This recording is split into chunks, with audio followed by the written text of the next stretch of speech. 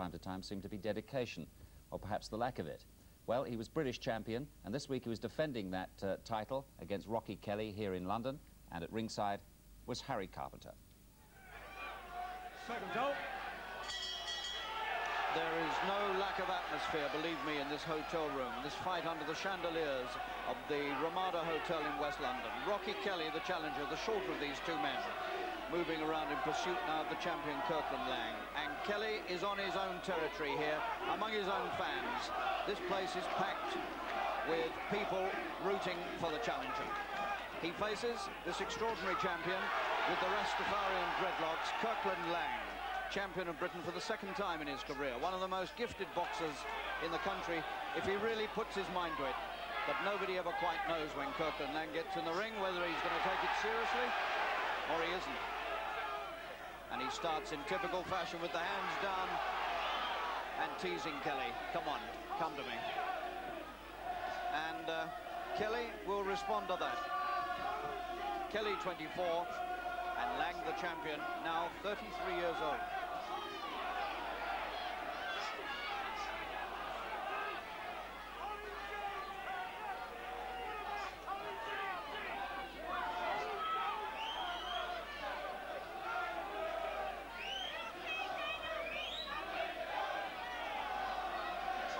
Typical Kirkland Laing opening.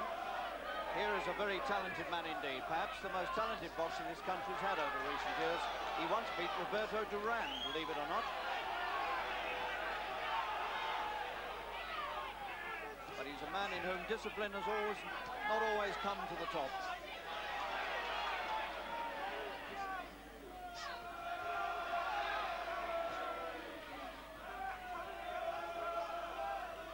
Hamilton Rocky Kelly, known as the explosive Rocky Kelly.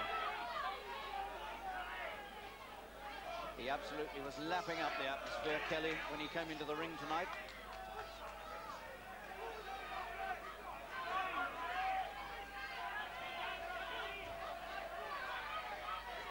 Laing is 5'9". He's about 2 inches taller than the challenger.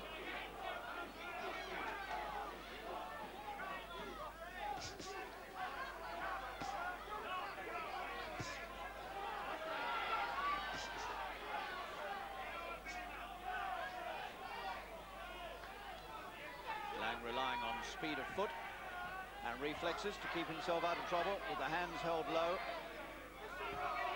and then the quick assault with the left or right as Kelly comes to him.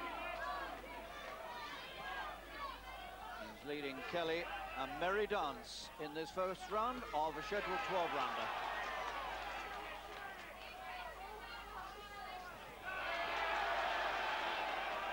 Kelly's going to have to do a lot of chasing.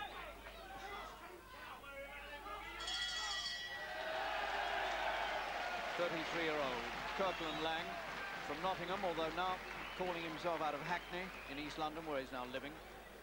He won the vacant British title in March when he stopped Sylvester Mitty in 5 rounds. This is his first defence this time around, but he first held this title back in 1979. So he's got 2 notches on the Lonsdale belt.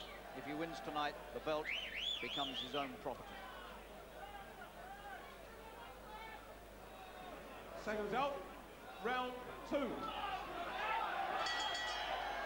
Kelly from the left, the challenger, 24 years old, 9 years younger, hasn't lost a fight for the last 2.5 years. He's champion of the southern area, born in Liverpool, but now the hero of West London.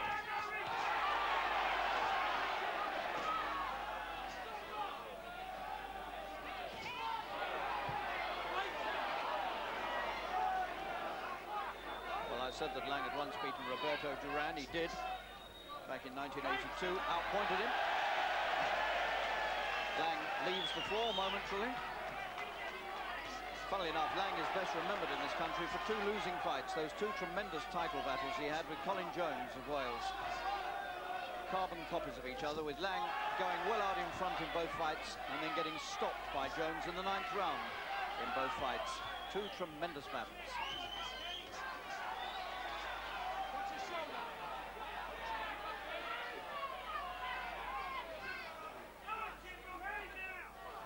portion about his shoulder, which is getting in Kelly's way occasionally. Extraordinary contrast between these two. The dreadlocks of Laing and the close shorn hair of Kelly.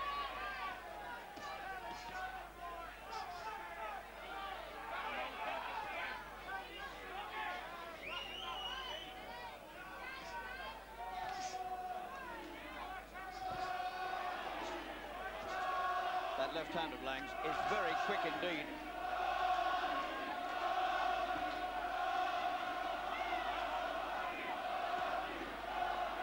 Lang's left is going to be perhaps potentially the most dangerous weapon that Kelly may have to face here.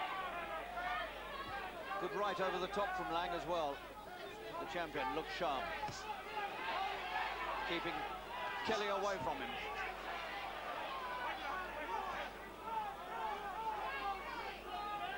Laing has everything to gain from keeping this at long range.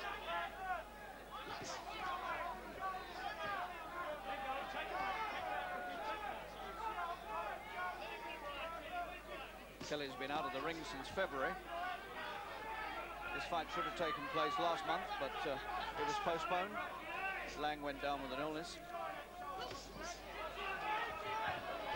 And Kelly's over and hurt. He caught him a short, jolting punch. And although he kept coming on, he was hurt. And when Laing stepped aside, he fell. Second round, and Kelly in trouble. And the Lonsdale belt now tantalizingly within Laing's grip as the bell comes, and I don't think either man heard it. And Laing is pulled away. Denny Mancini, one of his seconds, is having a row with Larry O'Connell. And the whole round ends in disorder and bad feeling. But Kelly was hurt, as we shall see when we look at this again. A short, jolting punch. Well, not so short of that. Over the top it came, like one a few moments earlier, and Kelly had gone here all over the place, legs splayed, and Laing stepped aside and let him sprawl full length. So 2 rounds gone, and Kelly now in real trouble, and a lot of dissension and unpleasantness in the corner of Laing.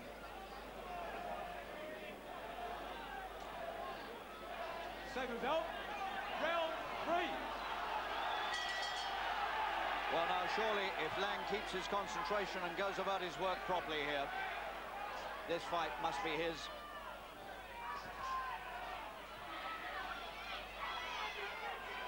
Treating Kelly almost with disdain.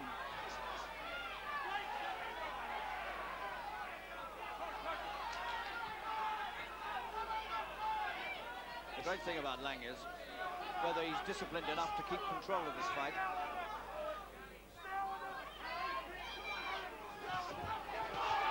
Well, he's fighting Kelly amazingly easily with that overarm right. He's done him again with it. And these fast punches coming from both flanks now, and Kelly doesn't know where to go to get away from them. Round 3. And the local hero is going through a very bad patch. I don't think he quite knows where he is now.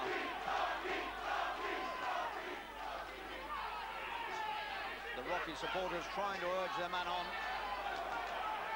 Laing looking totally unconcerned, even when the attacks come.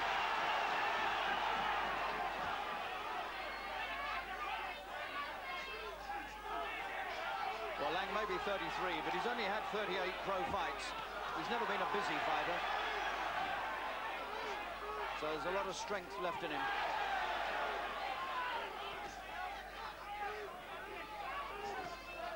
Lang's been a pro now for 12 years.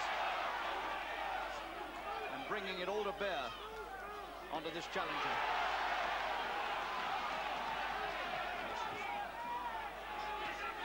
Beautiful left hook from Laing. Tormenting the man with the left. Pushed him over that time. That was not a knockdown. Kelly just got his glove up in time to ward that one off.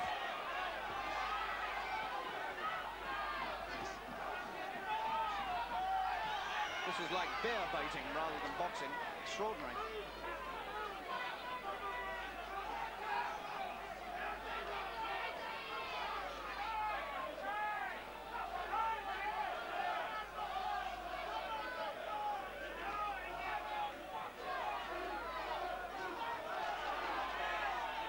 shoving his man away from him, but he got away with it that time. Kelly coming back.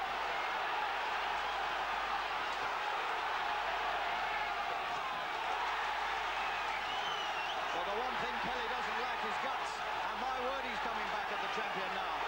And suddenly Laing is made to fight very hard indeed.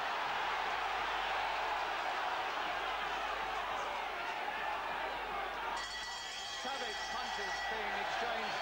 Laing smiles at Kelly as the bell comes, and Kelly very noticeably does not smile back.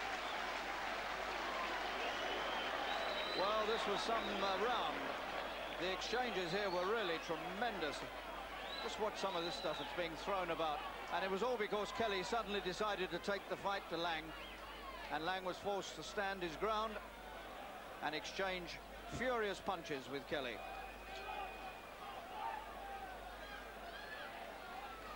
A lot of them missing, but one or two of them were landing. And that set the tone of this fight.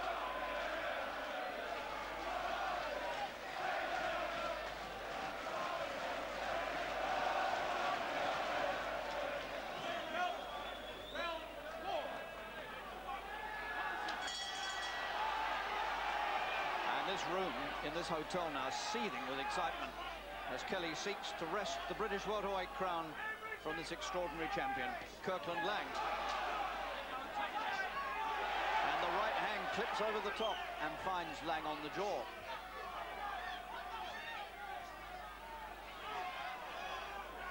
And suddenly Kelly looks more like the explosive Rocky that everybody was hoping to see.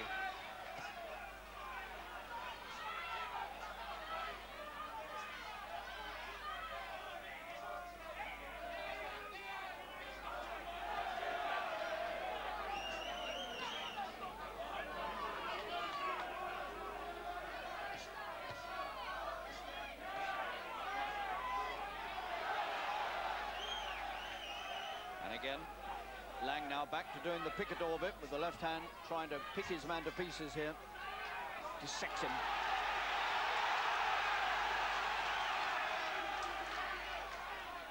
And this hustling fighter, Kelly, comes shoving forward again, full of aggression and anger and fire.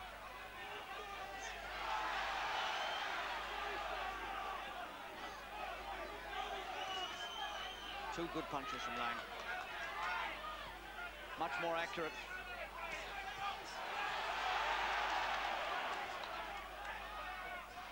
Well, I tell you what, Laing had better train properly for this one. He's going to need all his fitness here.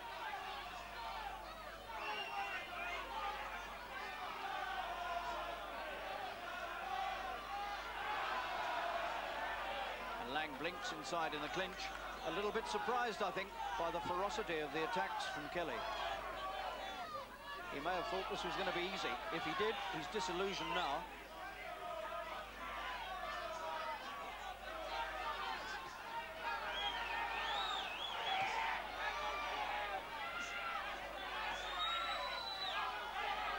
Laing has got to try and keep control of this with that left hand, but he's not. Kelly's getting through.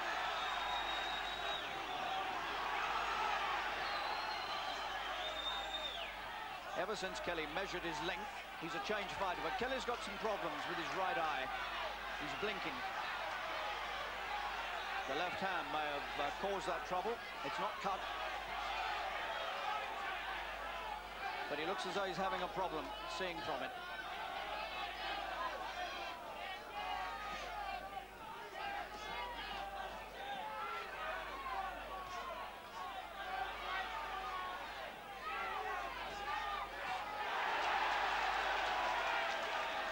The right hand of Kelly comes over the top, and Laing has to take it. And Lang's quite glad to break off that time. No smile this time. Kelly's got a problem with the right eye. I'm not quite sure, he may have had a thumb in it or something, but he's blinking a lot and having some difficulty seeing from that right eye. But it's not cut. Looks as though he's got a swelling coming there, and I think the left hand has done the damage.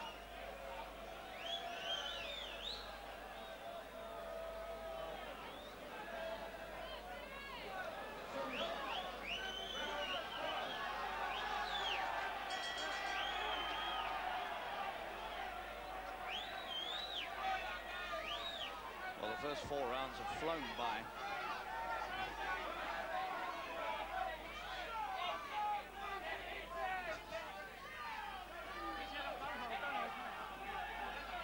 Kelly took a couple of rounds to get into this, but he's right in it now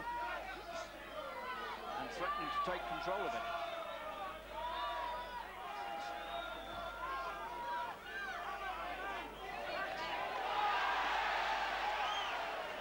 There's always been doubts about Lang's stamina. He had Colin Jones in real trouble in 2 fights and couldn't make it. Larson, he's got him with a right again. Oh, he finds him so easily to the head. And now Kelly's cut underneath the left eye as well. On his feet, but looking groggy. And Larry O'Connell is stopping the fight. And the champion goes reeling around the ring in relief. And Kelly is an unhappy and disappointed man, and Lang can hardly, well, he can't contain his pleasure at that sudden ending, right out of the blue, of a fight that really did threaten to become an absolute humdinger. Here we are again. Watch this right hand of Lang's. He suddenly put this across. Here it comes. Look at that. And that's not only put him on the floor, that's cut him underneath the left eye. And Larry O'Connell took one look in the eyes of Kelly and said, that's enough for tonight. And so Lang has won the Lonsdale belt outright, a title he first won in 1979. Now he puts the 3rd notch on it in 1987. 33 years old, and he makes the belt his own. What an extraordinary man he is. A cracking fight that was too. Mickey Duff manages Kirkland Laing. He's now talking about Lang challenging Jorge Vaca of Mexico for the world title. Vaca, of course, is the man who recently beat Lloyd Honeyghan. Or maybe they reckon that Lang might box Honeyghan for the vacant IBF title. He manages both of them. So what a fight would that be? Mickey Duff I'm talking about. Now, football.